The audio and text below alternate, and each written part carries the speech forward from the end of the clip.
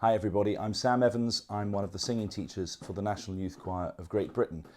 The NYCGB runs a scheme annually called the Fellowship. It's in its second year and it takes 8 young singers and aims to give them the skills that they will need to make the transition from undergraduate study to the profession of singing.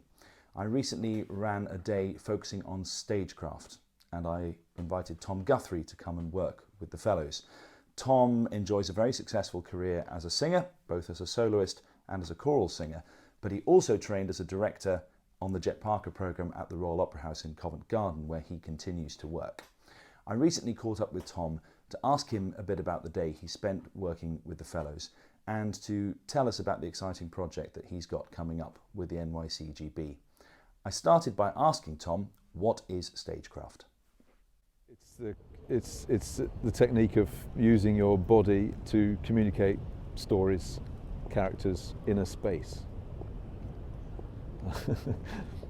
I don't know. I mean, I think it's. I mean, it's a bit like what's vocal technique, isn't it?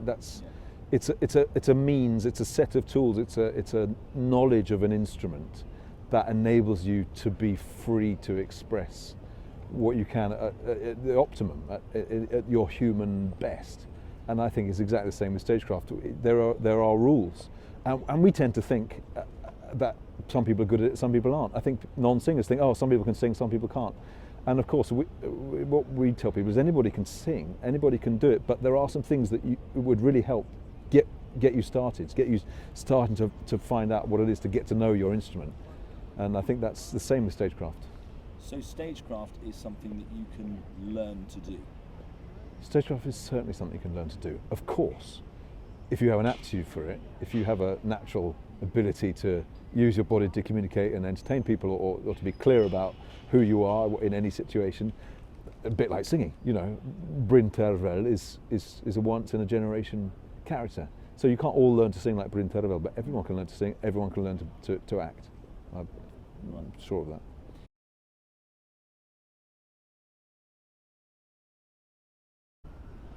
Yes, I do, and I don't blame them at all because they have so much to think about, and all singers do. It's an extraordinarily multitasking type activity to sing, to act, to. You have memories. I mean, I remember being on stage once when I had forgotten a prop, or I'd just come on, rushed on, I didn't have the crowbar that I needed to open the locked cupboard. And I was just singing and acting and thinking at the same time, in about 2 pages time, I've got a bar's rest. So I'm going to make sure I'm near the door, I'm going to open it, I'm going to pick up the crowbar and I'm going to come on. But I remember feeling at the time, enjoying that sense of actually doing millions of things at once. I think it's very, very difficult. And I think that's why stagecraft is so important, because actually, if you follow the rules, it's just like with vocal technique. If you know that your jaw's got to be relaxed and you feel it getting tense and you relax it, then you're helping yourself. There's some easy things. Stagecraft, your feet shouldn't move unless they have to. For instance, there's one example. You should perhaps have the thought before you move. There's another one. I mean, if you put that in as a rule, you're already playing. You're in the right ballpark, you know. So, I think, and there are millions of others, and people might not agree with those, but I think that there are some things that we could all agree on. And the relaxed jaw in vocal technique, I would say, was one of those. You know, that's not going to work. So that I think I don't blame them at all. I think it is hard.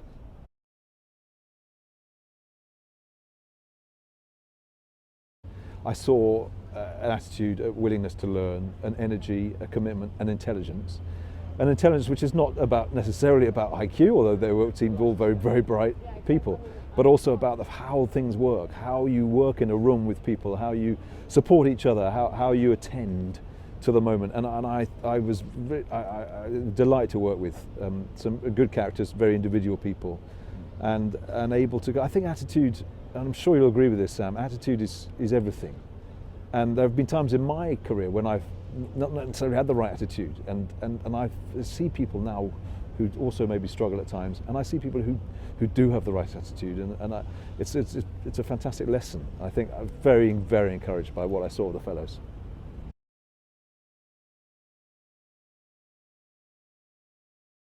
It's so hard for young singers, and I think anybody, to build a career in this very, very competitive, difficult business where there's any sense of security, where if you want a family, if you want to buy a house, if you want those things, that in a way you don't sacrifice them. It's really possible to do it, and I'd encourage anyone to believe, I suppose, that becoming a singer, becoming an artist is about becoming an adult, a human being. You know, so life is crucial, but it's so hard. So sometimes it's easy to take yourself too seriously, to put yourself in front of the art, and actually that can be unhelpful, I'd say. I mean, it's not for me. It's very difficult to judge, isn't it?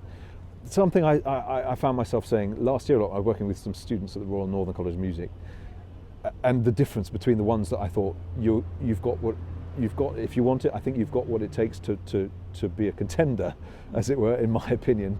And the people that I really thought I needed to help in a different way and to challenge them and it's to do with loving the work. It's to do with not feeling judged. It's to do with becoming part of something of a bigger body of people, all of us trying to do better work, to improve everything that we all do, and that's sometimes easy to lose sight of when you're young. When you think, if I'm not earning a certain amount by the time I'm 30, if I'm not sounding like, I remember thinking, if I don't sound like Simon Keeneside by the time I'm 25, I'll do something else. You know, there's so much wrong with that. I don't know where to start. But you know, it's like, but it's easy because, and I think to do myself, you know, to give myself the benefit of that, it's because I wanted to be a responsible person in the world. I wanted to earn some money and give back something, you know. Yeah. I hope.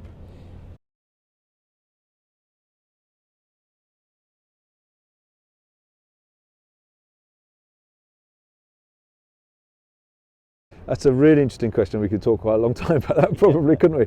I think, I mean, you know, and everyone have lots of different views. We are curators. That's a really good word. But we're so much more than that. We have to be recreators. We have to challenge the art form. We have to challenge ourselves, what it is.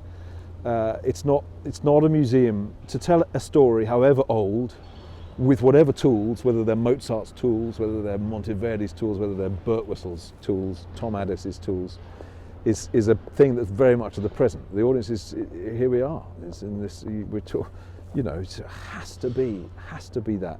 At the same time, you can't for a minute underestimate the importance of being an expert and a conservationist and a minutely detailed research student of the material, and you have a responsibility to present it in the way that it was intended. That's a question, though, isn't it? In what way was it intended? It was written much more for live performance than we tend to do that. I mean, we do Bird and we do Monteverdi and we do Mozart, but they were written for performance that year, that afternoon, that evening, and then they might have been done again. They were beginning to be done again, weren't they, in the 19th century and so on and so forth. Late 18th century, they started to tour these. The careers in music started to happen in an international way.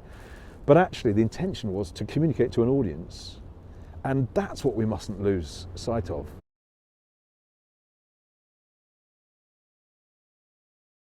Yeah, I'm doing a really exciting project with the National Youth Choir as part of the April festival in the Royal Festival Hall.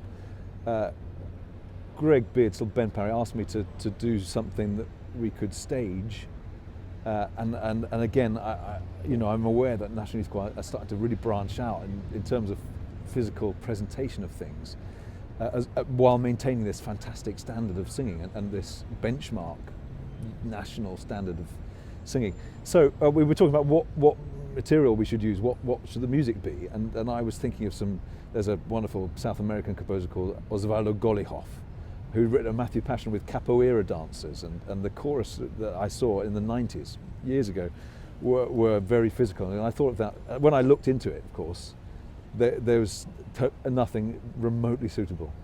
But the South American idea was interesting to Ben and Greg, because there was no South American representation in their global thing. So we've had an interesting process, because we've ended up arranging, or almost kind of making a completely new piece with the staging, as it were, in mind from the beginning. The 16th, I think, but I might just have to check that. It's a Monday. It's at the Royal Festival Hall. It's part of the global festival that they're doing. It's a fantastic programme. They're doing a Jonathan Dove piece. I can't remember offhand if it's a commission. I certainly think it's quite new. And there's a real variety of things they're doing alongside that. So it's a real privilege to be a part of it.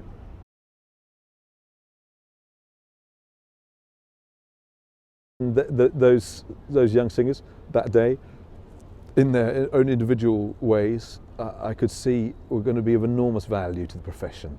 I could see that because of their attitude, because of their willingness to learn, their willingness to work, and the way they work with each other.